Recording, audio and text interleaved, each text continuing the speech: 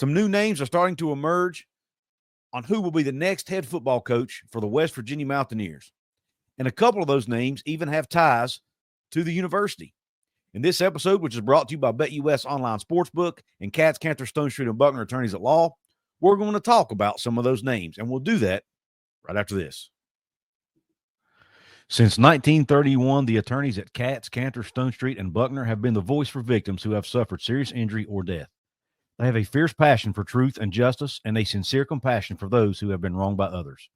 Whether you have been in a car accident or fighting with an insurance company, or you or a loved one has suffered serious injury or death due to medical negligence, we will ensure your voice is heard loud and clear.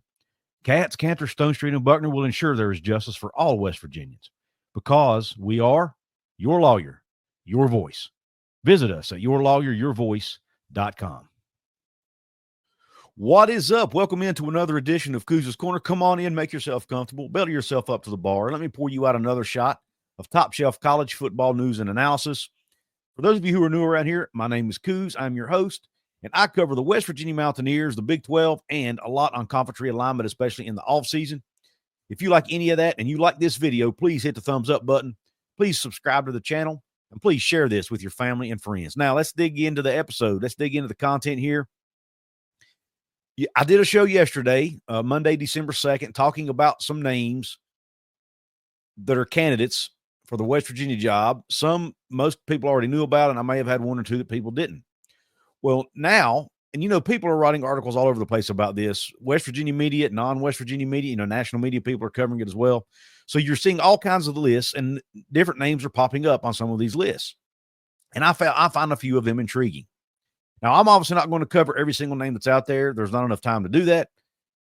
You can go read these articles for yourself. I'll actually link in the description box my sources for these names. But some of the names that are intriguing to me, I'm going to talk about. The first one is, now the first two I'm going to talk about both have ties to West Virginia. The first one is Seider. He's currently the co-offensive coordinator and running backs coach at Penn State. Now, Seider is an actual alum of West Virginia. He played quarterback at West Virginia for 3 years back in the Don Nehlen era, the late 90s, I believe it was.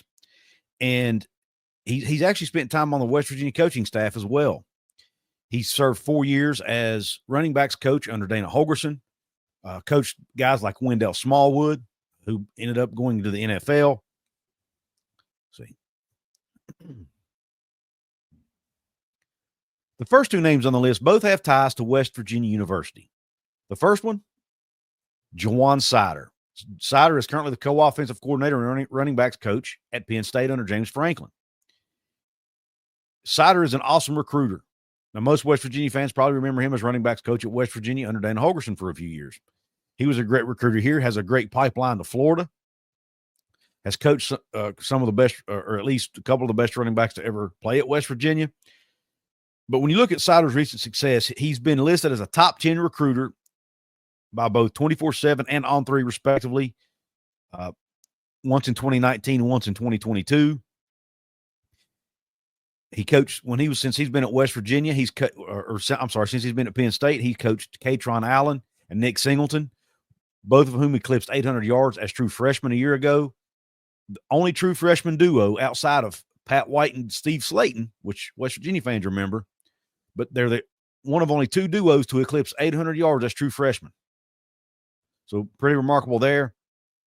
And then when he was at West Virginia, he coached Wendell Smallwood, who had a 1,500-yard season and was led the Big 12 in rushing for the Mountaineers under Dana Holgorsen. And he also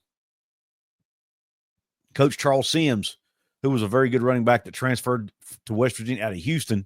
I think it was during that 2014 season or 2013 season, rather, when West Virginia struggled. But both of those guys went on to get drafted and play in the NFL. Before in his transition from West Virginia to Penn State, he actually spent a year working for the University of Florida, and he was our recruiting coordinator there. He's a great recruiter. That's what he's known for. He still has connections to West Virginia. Obviously, he played at West Virginia. It's my understanding he has a daughter, or I think it's a daughter, that's attending West Virginia that he's posted pictures of on social media. So I'm sure he still has a soft spot for West Virginia, and there's a chance he might come to West Virginia to coach. Now, do I think Juwan Seider is a good candidate for head coach? I do not. Now, where this name popped up was actually on The Athletic, an article they did by Bruce Feldman. It was written by Bruce Feldman. I'm going to leave a link to it. It is behind the paywall, but nonetheless, if you want to check it out, it's there for you. But Juwan Seider, I would love to see him back on the West Virginia staff. Like I said, he's an awesome recruiter. Really would, West Virginia is still getting some Florida kids, but I'm not sure they're getting the same amount they were back during Dana and even back during the Rich Rod era.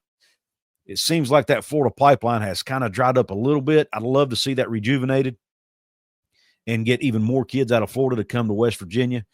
I think Juwan Seider could do that, but I'm not sure he's ready to do it as a head coach. There has to be a reason. He's been on the Penn State staff for several years, been the co-offensive coordinator for the last couple. When they let their previous offensive coordinator go and they didn't promote him to offensive coordinator, there had to be a reason for that. Maybe they felt he wasn't ready. So I'm not sure he would be ready to be a head coach yet either, but you know what? I could be wrong. Maybe he would come in and be a great program builder. Maybe he'd be a great leader. At the end of the day, it's not for me to decide. I'm not sure how serious of a candidate he actually is.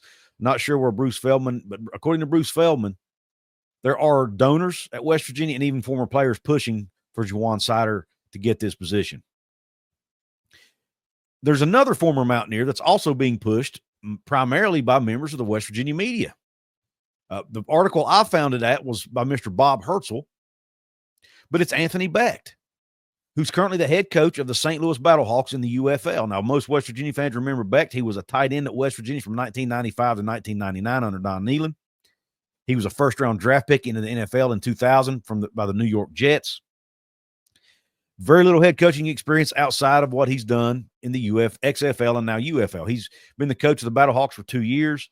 They finished both seasons with a 7-3 record, and this past season in 2023, they did play in their conference title game. They lost it to the San Antonio Brahmas, but they did play in it nonetheless. Now, the interesting thing about Becht is he apparently has made comments that he's interested in getting into college coaching. And Herzl talked about that in the article, which, again, I'll link to. He does want to get into the college game. Now, a bonus, if they would hire Anthony Becht, one bonus would be his son, Rocco Becht, would likely come with him and transfer to West Virginia. Now, Rocco Becht, we all remember, he's the quarterback at Iowa State, a team that beat West Virginia earlier this year. He's a quarterback that had very few Power 4 offers. West Virginia did not offer him coming out of high school. It's my understanding it was mainly because of his size, and they just didn't feel like he was big enough to play at the Power 4 level. Iowa State took a chance on Rocco Becht. It has paid off. He's a really good quarterback. Could he transfer to West Virginia if his dad got the head coaching job? It's very possible. Now, Anthony Becht has not appeared on any of the hot boards I've seen. I've now seen 2 West Virginia media people write articles about Anthony Becht. Someone in his camp may be pushing for these articles. I'm not sure. I do find Anthony Becht an intriguing option. I do think he would be able to rally support from donors. I do think he would be a great ambassador for the school. He's a public figure to an extent. He's a broadcaster. He's done some broadcast work. I think he's a play-by-play guy for the Jets on the radio or something like that. So he is somewhat of a well-known figure. He definitely would be well-known. He definitely has connections to the NFL. He would be great as far as coaching kids up and letting them know what it takes to get to the next level. He would be great at that. And he has coached for a couple years, and he has been a head coach. But coaching in the UFL, to me, is different than being a college coach. He would have to deal with NIL. He would have to deal with the transfer portal, all of that. Look, he's very charismatic. He's got a great personality. I do think there's potential there for him to be a really good college football coach. I just don't really want West Virginia to hire somebody that has to learn on the job as far as coaching at the college level. And he's not done that yet. So that would be a concern to me. So I would not love the hire of Anthony Becht. Again, anybody Rimbacker hires, I'm going to support.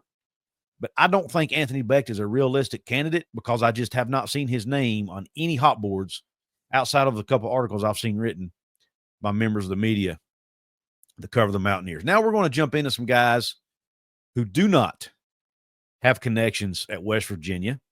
One of them, though, does have connections in a nearby state. That's Tim Albin. or Albin, not sure how he pronounces it, but he's the head coach of Ohio University, one state over. Now, Albin's an Oklahoma native, so he and Renbaker would have that in common. He was actually the offensive coordinator at Ohio under Frank Solich for 10 years before getting promoted to the head coach. Since being promoted, he's had 2 straight winning seasons. And in 2024, Ohio has won 9 games so far and are competing for the MAC conference title. So he has won. He's won consistently. His overall record as a head coach is 32-19 since he took over in 2019. He served on staff at Nebraska early in his career as a GA and as an assistant. He was offensive coordinator at North Dakota State for a year in 2004. And his overall record as a head coach at multiple levels is 57-27. And the other stop he made as a head coach was at Northwestern Oklahoma State, which I think is a Division II school or maybe an FCS school. But nonetheless, he does have a lot of success as a head coach. He would be able to recruit the Ohio and the nearby areas, which is where West Virginia recruits a large portion of their high school recruits from. I'm sure he's built connections there over the 10 years he's been at Ohio, actually more than 10 years that he's been at Ohio U.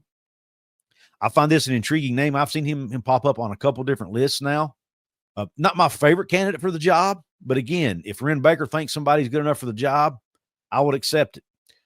Albin is around 58, 59 years old, I think. I would prefer somebody a little younger like Becht, who's only like 47. I think Juwan Seider is slightly younger as well, but at the end of the day, it's not too old. He could do the job at that age. As long as somebody's got that fire in the belly and wants to do it and can win, I'm all for it. But that's one name that's come up. Now, before we get into the rest of the list, I do want to give a shout out to my other sponsor, BetUS Online Sportsbook. If you're looking for a brand new sportsbook, look no further than our friends over at BetUS. Right now, they have a special going on. On your very first deposit, you get 150% sign-up bonus with promo code YouTube150. Again, promo code YouTube150. You get a 150% sign-up bonus on your first deposit. You can get 125% on your next 2 deposits, up to a total of $2,000. You must be 18 years of age or older to play. And please make sure if you do play to play responsibly. And if you have a gambling problem, please call 1-800-GAMBLER for help. Now let's jump back into the show. The next name on the list, again, doesn't have a connection to West Virginia. And this name is a name who just popped up on the 24/7 hot board. Is a name most fans already know about. He's been one of the hottest G5 coaches for the last few years. And he's also coming up as a serious candidate for the open UCF job that's been vacated because Gus Malzahn is taking the offensive coordinator job at Florida State. But it's Jamey Chadwell. He's currently the head coach at Liberty. Most of us remember him from his success he had at Coastal Carolina. But when you look at Jamey Chadwell, he attended East Tennessee State University in Johnson City, Tennessee, a place near and dear to my heart, by the way. I travel there a lot. But he was quarterback there. He has coaching. He started out as a head coach at a really young age. He's only 47 years old and has already spent about half of his life as a head coach already. He is 119-61 overall as a head coach at multiple levels. He's 21-4 at Liberty over the last 2 seasons. He was 13-0 a year ago. He did lose a New Year's Six bowl game to Oregon. And this season, I think his record's like 8-3 or something. Yeah, 8-3, I believe, is his record this year. And does have Liberty playing in the Conference USA championship game. Before that, he was at Coastal Carolina. That's where most people may remember him from. He was 39-22 there. He started off. He did have a couple losing seasons at first. Then he flipped the script, turned things around. In his last 3 years at Coastal Carolina, they were 31-6, and they competed for a conference. He also won a conference title there during that time. He's had stops at the D2 level and has won numerous Coach of the Year awards about everywhere he's been. The one big question mark for Jamey Chadwell, and I got to mention this, the offense. He runs like an option-style offense that they run the ball a ton. I think something like that could work well at West Virginia. I'm not a huge fan of it just because maybe I'm biased. I played wide receiver in high school. I like to see them air the ball out a lot. But at the end of the day, we all just want to win games, right? It would be an offense that's harder to prepare for. It would be unique. And I've mentioned before, when West Virginia's been successful, they've been different than everybody else. The Major Harris days, they had a quarterback like Major that nobody else had. During the Rich Rod era, they were one of the first teams to really embrace and run a spread offense. They also embrace the 3-3-5 stack defense, which other teams weren't doing. Even a little during Dana, West Virginia was really one of the first teams to run that hurry up, air raid type offense. They weren't the only one and weren't first, but they were, it was still new somewhat to most of the country when they were doing it. And now Dana tweaked his offenses over time, but there were differences there. West Virginia has always had to find ways to be unique and different than their competition to try to make up for, lack of resources and, lack of, it's not the easiest place to recruit to, right? So you have to make up for that in other areas. That's one way to do it. Chadwell's system fits that. The one big question mark I have, though, is the salary. Liberty is arguably has the most reason. I don't even know if it's arguable. They have more resources than almost any other Group of 5 school. They're paying him $4 million a year right now at Liberty. That's what Neal Brown was making at West Virginia. So he would likely need a bump in pay to take the job, and I'm not sure West Virginia is in a position to do that. And I'm not sure they really need to do that right now. With so many other candidates out there, do you really want to have to pay a guy $5-6 million when you might be able to go get somebody else who's just as qualified, who might do it for $3 or $4 million? I think the economics has to play a role here. I also think that Jamey Chadwell's name may only be coming up because his name's likely being floated out there by his agent, because he appears to be, based on what I read in Heartland College Sports, he appears to be the top candidate for the UCF position. And maybe they're wanting to use that as leverage. Maybe they're wanting to use this West Virginia report as leverage against UCF, or it could be the opposite too. But Chadwell's name, for whatever reason, is just now popping up on this hot board. And I thought I'd bring that to you guys because I have had people ask me about him. I would be okay with the hiring of Chadwell. Not necessarily my favorite choice or my first choice, but I would not hate to hire at all. And I like the fact he has connections in the Carolinas and in the southeastern part of the country, where West Virginia has been trying to recruit a higher number of kids. And I think he'd get good skill position talent, especially if you like quarterbacks who like to run it. He's your guy.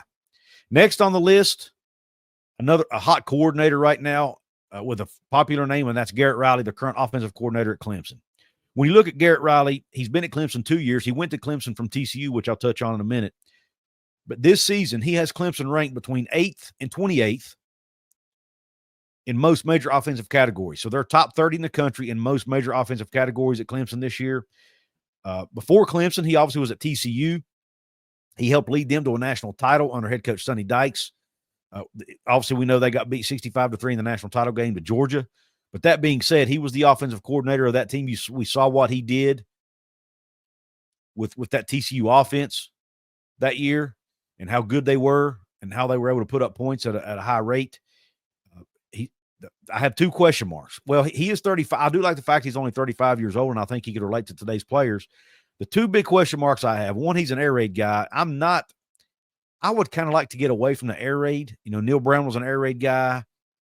Now, he did tweak it. He's not a Mike Leach air raid guy that likes to air it out 60 times a game, but he is from that tree. And just like Dana Holgorsen was, Garrett Riley's from the same tree, just like his brother Lincoln. So I'm not a huge – I would be okay with the hire because, again, I trust Ren's judgment, but it's not really my first choice. I still think Andy Kotelnicki, to me, would be a better – if you're going to hire a coordinator, I would prefer Andy Kotelnicki over Garrett Riley, just me personally. Again, not saying Garrett Riley's not a good coach, and he will land a head coaching gig somewhere in the next couple of years probably. But I'd like to see Kotelnicki because I think Kotelnicki's offense is more creative and harder to prepare for. And then last but not least, it's another coordinator, this time on the defensive side of the ball.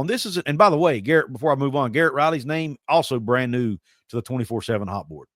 But the next coordinator is on the defensive side of the ball, and he spent the last several years of his career in the SEC, and that is Pete Golding. Yesterday, I talked about Glenn Schumann, and by the way, I'll link to that video at the end of this one. But I talked about Glenn Schumann, the DC at Georgia. Well, Pete Golding was DC at Alabama for 5 years under Nick Saban. They won national title or two while he was there. During his 5 seasons at Alabama, they finished top 20 in the FBS in scoring defense every single year. They were top 10 in scoring or total defense 4 of those 5 years. Before going to Alabama, he coached defensive backs and was defensive coordinator at UTSA for 2 years. And he's also coached safeties at multiple stops along the way, too. He's been at Southern Miss. He's been at some smaller schools, I think Tusculum College maybe. But he's had multiple stops as defensive coordinator and or position coaches. And every time he's been on a defensive staff, their defensive productivity has increased. At Ole Miss right now, he's been at Ole Miss the last 2 years. In 2023, they were 5th in the FBS in turnover margin, and they were top 35 nationally in sacks, tackles for loss, interceptions, and scoring defense. In 2024, they're even better in a lot of those categories. They're 4th in the FBS in scoring defense, 18th in total defense, 2nd in rushing defense. Now, they are a little bit weak on passing defense. They're only 86th in the nation in passing defense. And as a West Virginia fan, that makes me pause because what we've seen West Virginia's pass defense be a sieve the last few years, and we don't want to see that anymore. So this could just be an anomaly, but their pass defense, and I remember Alabama fans talking about their pass defense. You know, those years they were playing for national titles, one of their weaknesses was their pass defense. So I'm not sure how good his defenses are at covering the pass. That's one question mark. Another one I have is he spent most of his time in the SEC with teams who have a ton of resources. West Virginia's not going to have a ton of resources. They can't recruit the same level of talent. How good would he be at a school that doesn't have as many resources? That's one reason I like Andy Kotelnicki. He spent time at Kansas. Kansas is a peer school, in my opinion. Now, they have slightly more resources than West Virginia, but it's not an Alabama, Georgia, Penn State type resources, right? They're in the same neighborhood as West Virginia, and he was able to help, along with Lance Leipold and others, able to win at Kansas. So he would know what it takes. He can win with lesser talent, so to speak. And when I say lesser talent, I'm talking about 3-star recruits, not 5-star recruits. That's all I'm referring to here. And that's what they would need to do at West Virginia. Can Pete Golding do that? We don't know. And also, he's never been a head coach. So that's obviously a question mark. But again, I don't think that's a requirement. And one big question mark, and look, I would not have an issue with this at all because I think everybody makes mistakes and people deserve second chances. But after what happened with Bob Huggins just a couple of years ago, or actually not even about a year and a half ago with the DUI and all the controversy that started, I don't think West Virginia would hire him because he did get a DUI his last year or during one of his last season or two at Alabama. He did get arrested for DUI, and I'm not sure the university would want to go down that road, at least not right now, not just, like I said, less than 2 years removed from the Bob Huggins situation. I'm not sure they would want to take that chance. Like I said, I wouldn't have an issue with it because I think, again, to me, it's water under the bridge. It was hopefully a one-time thing. Hopefully he's learned his lesson. But, and again, we all make mistakes, right? But just from a PR move I'm not sure it would be the right move. But I do think Pete Golding is a great coach. I think he's a great defensive coordinator. Again, don't know anything about his recruiting prowess. Don't know anything about he's obviously spent a lot of time coaching in the Southeast, so he probably has some connections down there that might help.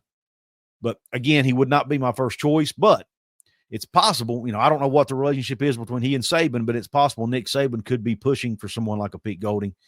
And even Glenn Schumann that I mentioned yesterday. Now, if I had to pick between Schumann and Golding, I think I would prefer Schumann because he's younger, by about 10 years or so. And I think his defenses at Georgia have been elite. And there are not as many red flags with him, in my opinion. And I just think he's a young, up-and-coming superstar that's going to be a head coach somewhere. And why not West Virginia? Now, there are, Schumann still has the question mark about being spending most of his career in the SEC. But as a younger coach, I think it would be easier for him to adapt and again, be more relatable to these young players. Let me know what you think about the guys on this list. What other guys would you add to a list? I'll leave links to the articles that mentioned these guys in the description box. I want to give a quick shout out right now to my channel members, my VIP channel members. There are 2 levels. There's the $2.99 a month pub level and the $4.99 a month club level. One of the perks is you get random shout outs during videos. I shout out 4 or 5 or so members in each show. The shout-outs in this show go to Not C Notes, though. Really interesting name. Sasquatch 304, WVU Earl, Dustin Saltz, and Shannon Miller. Thank you all for your support of the channel. If you want to become part of this club, there's a join button below. I think it's white now. Or there's a join button on my channel homepage right next to my profile photo or in the description box. Also want to give another shout out to my channel sponsors, BetUS Online and Katz, Counter, Stone Street, and Buckner Attorneys at Law, your personal injury or medical malpractice attorneys in West Virginia or Virginia. Transfer portal windows getting ready to open up. If you want to support your team's NIL efforts and bring players in, go to ONIT Athlete Trading Cards and buy yourself some trading cards of your favorite team. That 60% of the profits go to the student athletes. I get a small commission if you use the link in the description box. Or go to couzescorner.com/shop. There's a link there as well. I'll get a small commission if you make a purchase using that link. Last but not least, please like, share, comment, subscribe. Don't forget to check out the other coaching list I did yesterday. It's in this video right here. I hope the rest of your day is top shelf and Q Country Roads.